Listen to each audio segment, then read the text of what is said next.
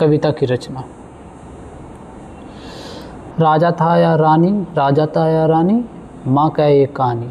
इसमें इन पंक्तियों पर ध्यान दीजिए। इन पंक्तियों की तरह इस पूरी कविता में अनेक स्थानों पर कुछ पंक्तियाँ 2 बार आई हैं। इस कारण कविता में पाठक को माँ बेटे की बातचीत और अच्छी तरह समझ में आ जाती है। इससे कविता के सौंदर्य में भी वृद्धि हुई है। आप ध्यान देंगे तो इस कविता में आपको ऐसे ही अनेक विशेषताएं देखने को मिलेंगी। कविता में माँ बेटे का संवाद दिया गया है, मतलब उनके आपस में बातचीत, जिसे संवादात्मक शैली कहते हैं। प्रकृति और कार्यों आदि का वर्णन किया गया है, जिसे वर्णनात्मक शैली कहा जाता है। अब इसमें क्या बताना है, देखो। इस कविता को एक बार पुनः पढ़िए और अपने समूह में मिलकर इस कविता की विशेषताओं की सूची बनाइए। अपने समूह की सूची को कक्षा में सबके साथ साझा कीजिए। अब इसमें जो कविता में जो मुख्य विशेषताएं हैं, हम उस पर बात करेंगे बेटे। अब ठीक है, कौन कौन सी विशेषताएं हैं, देखो। माँ का कहानी की विशेषताएं, स्नेहिल संवादात्मक शैली, मतलब संवाद शैली में लिखी गई है। कैसे? कविता माँ और बेटे के बीच संवाद के रूप में लिखी गई है, जिसमें यह पाठक को भावनात्मक रूप से जोड़ती है। दूसरा, प्राकृतिक सौंदर्य का चित्रण। कविता में उपवन, फूल, झरने, जल और पक्षियों का सुंदर वर्णन है, जो प्रकृति से जुड़ाव दर्शाता है। नैतिक शिक्षा। कविता में करुणा, न्याय, दया, हिंसा और मूल्यों की ओर संकेत किया गया है, जो घायल पक्षी की रक्षा करना, जैसे घायल पक्षी की रक्षा करना। चौथा, पारिवारिक परंपराओं का उल्लेख। कविता में पीढ़ियों के संबंध, जैसे नानी और तात, पिता का जिक्र कर पारिवारिक मूल्यों को दर्शाया गया है। आगे देखो, 5वां, सरल और काव्यात्मक भाषा। कविता सरल, छंदबद्ध और मधुर भाषा में लिखी गई है, जिसमें यह बच्चों के लिए उपयुक्त बनती है। बालमन की जिज्ञासा। कविता में बेटे की कहानी सुनाने की जिज्ञासा दिखाई गई है, जिसमें बच्चे की जिज्ञासा प्रवृत्ति पर प्रकाश पड़ता है। न्यायप्रियता का भाव, यानी अंत में पक्षी के साथ न्याय करने की बात आती है, जो नैतिक निर्णय लेने के लिए प्रेरणा देती है। इस तरह से हम विशेषताओं के बारे में लिखेंगे और अपनी कक्षाओं में साझा करेंगे अपने दोस्तों के साथ कि उन्होंने कौन कौन से लिखा है, कौन कौन सी विशेषताएं लिखी हैं। अब आगे देखो, यहाँ पर नीचे इस कविता में कुछ विशेषताएं और पंक्तियां दी गई है, जिससे में ये विशेषताएं दिखाई देती है कि विशेषताओं का सही पंक्तियों से मिलान कीजिए। आप कविता की पंक्तियों में एक से अधिक विशेषताएं भी ढूंढ सकते हैं। एक पंक्ति में एक से अधिक विशेषताएं भी हो सकती हैं, तो यहाँ पर आपको मिलान करना है। ये कविता की विशेषताएं हैं, ठीक है बेटे, और ये कविता की पंक्तियाँ। देखो, पहला है संवाद दिए गए हैं, इसका होगा पहले का तीसरा। इसमें देखो, क्योंकि इसमें संवाद बताया गया है। बेटा समझ लिया क्या तूने, माँ बोल रही है अपने बेटे से, मुझको अपनी नानी कहती है मुझसे ये चेटी, कि बेटा कह रहा है कि मुझसे ये दासी कहती है तू मेरी नानी की बेटी। तो ये आपस में संवाद है, ठीक है बेटे। तो पहले का ये भी मिल जाएगा, ठीक है। और दूसरा देखो, पंक्ति के अंतिम शब्द की ध्वनि आपस में मिलती जुलती है। पंक्ति के अंतिम शब्द की ध्वनि मिलेगी। तू है हटी 4, देखो, तू है हटी मानधन मेरे, सुन उपवन में बड़े सवेरे, मेरे इस तरह से ये मिलते हैं। तो दूसरे का चौथा, ठीक है बेटे। अब देखो तीसरा, कुछ शब्द 2 बार और साथ साथ आए हैं, जैसे कुछ शब्द 2 बार, वर्ण, ये छठा, तीसरे का छठा। वर्ण के फूल खिलते हैं, झलमल कर हिमबिंदु झिलते हैं, ठीक है। हल्के झोंके हिले मिले थे, लहराता था पानी। तो इसका आएगा तीसरे का छठा। अब देखो चौथे का क्या आएगा, प्रकृति का वर्णन किया गया। प्रकृति का वर्णन नहीं, पहले 4 देखो, कुछ विपरीतार्थ शब्द साथ साथ आए हैं। 2 शब्द, मतलब जो विपरीत बोलते हैं ना, विलोम शब्द, तो आए हैं। वो कौन से में है, देखो 4th के में ये रहा 5वां, चौथे का 5वां, कोमल और कठिन, ठीक है, ये इसमें होगा। और 5वां, प्रकृति का वर्णन किया गया है। प्रकृति का वर्णन किस में किया गया है, छठे में। 5वें का भी, ठीक है।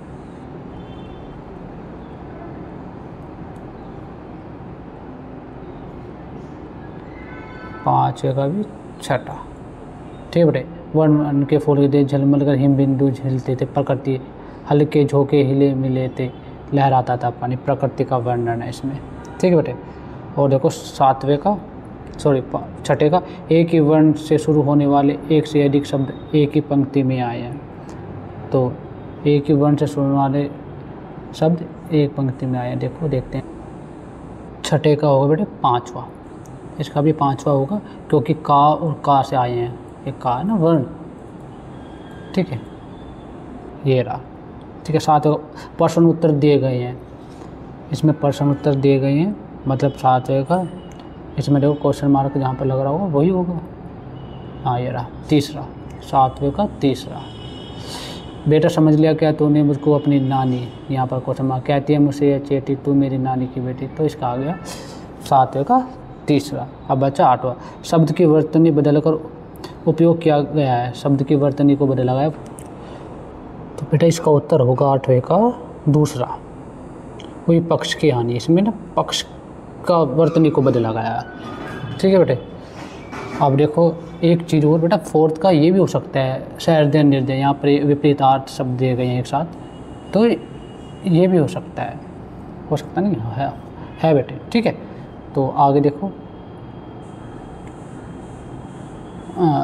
रूप बदल कर, सुन उपमान में बड़े सवेरे तात भ्रमण करते थे तेरे। कविता में इन पंक्तियों को निम्न प्रकार से बदलकर लिखा जा सकता है, जैसे सुनो आपके पिता एक उपवन में बहुत सवेरे भ्रमण क्या करते थे। अब आप भी पाठ के किसी एक पद को एक अनुच्छेद के रूप में लिखिए। आप एक पद को एक अनुच्छेद के रूप में लिखना, जैसे मैंने यहाँ पर 2-3 पद लिए हैं। गाते थे खग कल कल स्वर में, सहसा एक हंस ऊपर से, तो इसे गद्य रूप में लिखा हमने अनुच्छेद के रूप में। पक्षी मीठे सुरों में गा रहे थे, तभी अचानक एक हंस ऊपर से आया या गिरा। ठीक है, फिर दूसरी काव्य पंक्ति, हुई पक्ष की हानि, इसे लिखने उस पक्षी को चोट लग गई। ठीक है, कविता में विराम चिन्ह, यहाँ पर कविता में विराम चिन्ह बताने हैं आपको कि जैसे आपको विराम चिन्ह तो पता होगा हिंदी में, कहाँ कौन सा विराम चिन्ह कहाँ लगता है, कोमा कहाँ लगता है, पूर्ण विराम कहाँ लगता है ना, उद्धरण चिन्ह कहाँ पर लगते हैं, उन्हें समझते हैं आप। इन पंक्तियों में आपको अनेक विराम चिन्ह दिखाई दे रहे हैं, जैसे अल्प विराम, ये कोमा हो गया, ठीक है, पूर्ण विराम, डंडा हो गया, ठीक है, एक डंडा।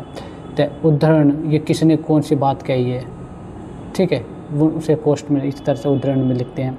इन कविताओं में विराम चिन्हों का बहुत अच्छा प्रयोग किया गया है। विराम चिन्हों इस कविता में अनेक कार्य कर रहे हैं, जैसे ये बताना कि कविता पाठ करते समय कहाँ थोड़ा रुकना है, मतलब तो थोड़ा रुक कर बोलना है कोमा, ठीक है, अल्प विराम कहते हैं इसको। कहाँ अधिक बोलना है, कहाँ अधिक रुकना है, पूर्ण विराम। ठीक है, कौन सी पंक्ति किसने कही है, उद्धरण के रूप में, पुत्र ने या माँ ने। ठीक है, ये इस तरह से आएंगे बेटे। हाँ, कहाँ प्रश्न पूछा गया है, वहाँ क्वेश्चन मार्क। कौन सी बात आश्चर्य से बोली गई है, इस तरह से। ठीक है, इसमें आदि बोधक चिन्ह जिसे बोलते हैं आप।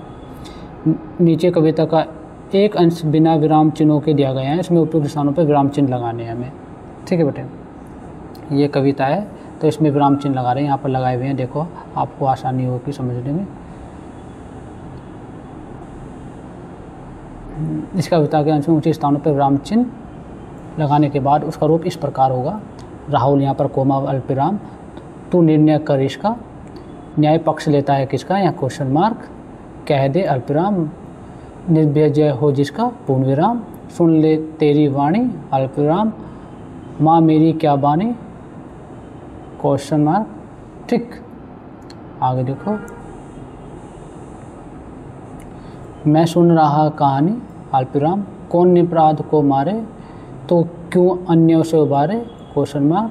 ठीक है, रक्षक पर भक्षक को वारे अल्प विराम, न्याय दया का वाणी, न्याय दया का वाणी, ये इसमें आदि बोधक। इस तरह से हमें शब्दों का मतलब उनका सही जगह लगाना है, इस तरह से हम लगाएंगे। ठीक है बेटे, एक और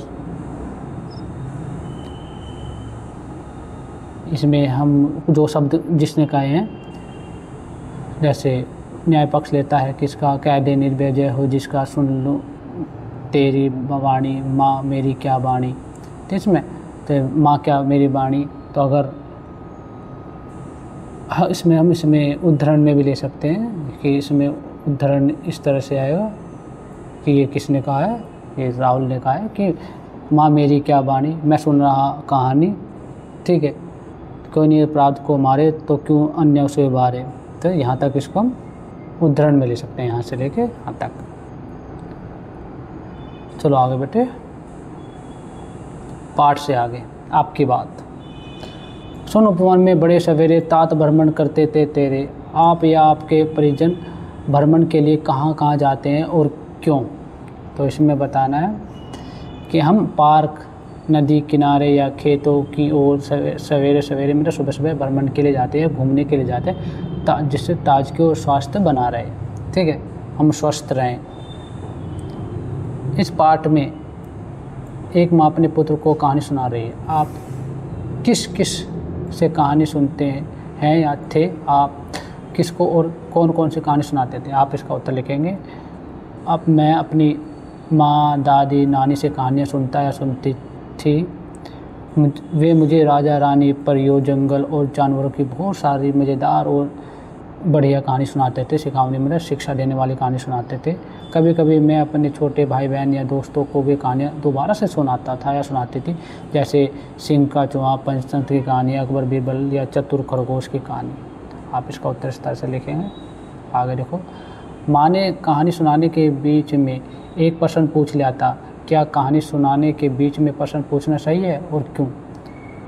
अब इसमें उत्तर लिखेंगे हाँ, बीच में प्रश्न पूछना सही है। इससे पता चलता है कि जो कहानी सुन रहा है वो सच में सुन रहा है और कहानी में उसका जुड़ाव है, लगाव है, रुचि लेकर कहानी सुन रहा है, यह पता चलता है। तो प्रश्न पूछना चाहिए, उससे जिज्ञासा का पता चलता है, जिज्ञासा होती है, ठीक है बेटे। कविता में बालक अपनी माँ से बार बार वही कहानी सुनने की हट करता है। क्या आपका भी कभी कोई कहानी बार बार सुनने का मन करता है? अगर हाँ तो वह कौन सी कहानी और क्यों। हाँ, मुझे सिंह और चूहे की कहानी बार बार सुनना अच्छा लगता है। आपके अनुसार जो कहानी हो वो आप लिख सकते हैं, ठीक है, क्योंकि यह सिखाती है कि कोई भी छोटा या बड़ा नहीं होता।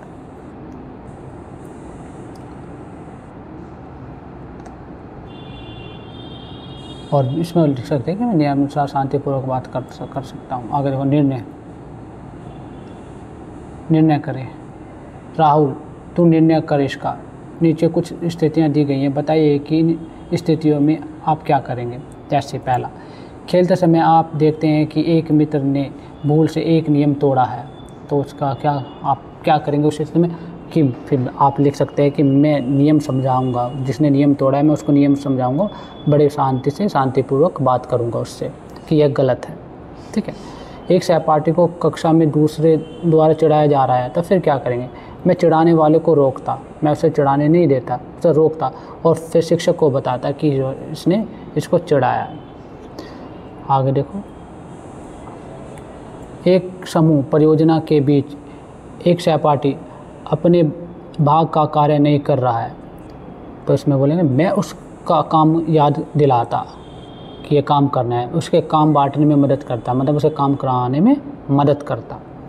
एक सहपाठी को कुछ ऐसा करने के लिए अनुचित रूप से दंडित किया जा रहा है जिसे उसने नहीं किया, मतलब उसने गलती नहीं की, फिर उसको भी दंडित किया जा रहा है, तो उसका फिर क्या करते आप।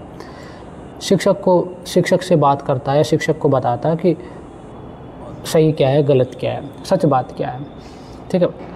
एक सहपाठी प्रतियोगिता में हार जाने पर उदास है, तो फिर आप क्या करते हैं। आपके साथ पढ़ने वाला आपका सहपाठी दोस्त तो हार गया है, तो फिर वो उदास हो गया, तो आप क्या करते।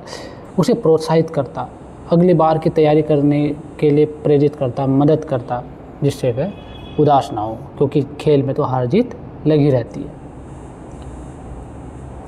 कक्षा में चर्चा के बीच एक सहपाठी संकोच कर रहा है और बोलने का अवसर नहीं पा रहा है, तो उसमें तो उसे बोलने का अवसर दिलाता, ठीक है, बोलने से प्रेरित करता, मोटिवेट करता, ठीक है। सहपाठी किसी विषय में संघर्ष कर रहा है और आपकी सहायता मांगता है कि वह समझ में नहीं आ रहा कोई विषय उसे, और वो समझने की कोशिश कर रहा है, फिर आप क्या करते हो, और आपसे सहायता मांग रहा है, तो वो ज़रूर मदद करता, उसके साथ अभ्यास करता, ठीक है। आप इस तरह से लिखेंगे।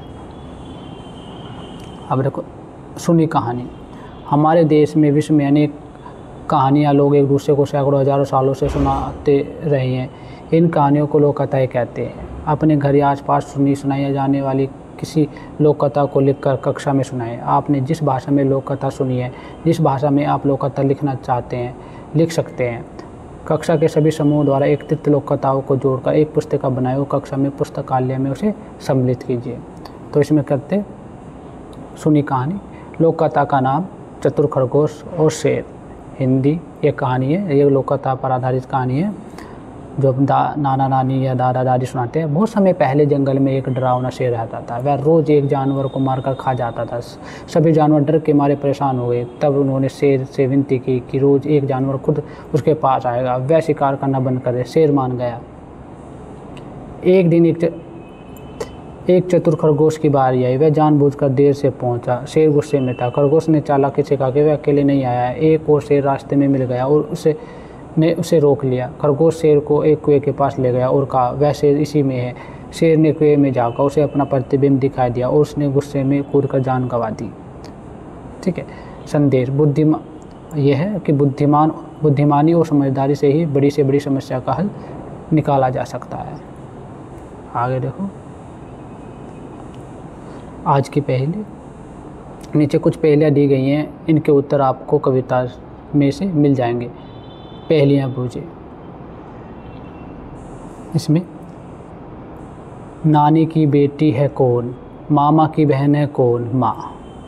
ठीक है बेटे, इसका उत्तर होगा माँ। भार्या है पिता की कौन, ठीक है। भाभी है चाचा की कौन।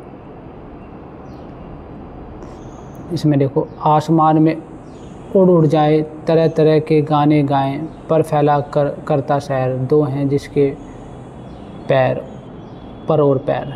कौन? पक्षी। अब तीसरा देखो, बागों में सुगंध फैलाती, फूल फूल में बसती गाती, हवा हवा में घुल मिल जाती, कौन है जो ये ना बताए। बताओ बेटा कौन होगा? क्या है इस पहले का उत्तर? बेटा इसका उत्तर होगा खुशबू, यानी सुगंध। ठीक है, खुशबू, आप इसे सुगंध भी बोल सकते हैं। ठीक है बेटे। पक्षी को हम खग भी बोलते हैं। ठीक है बेटे।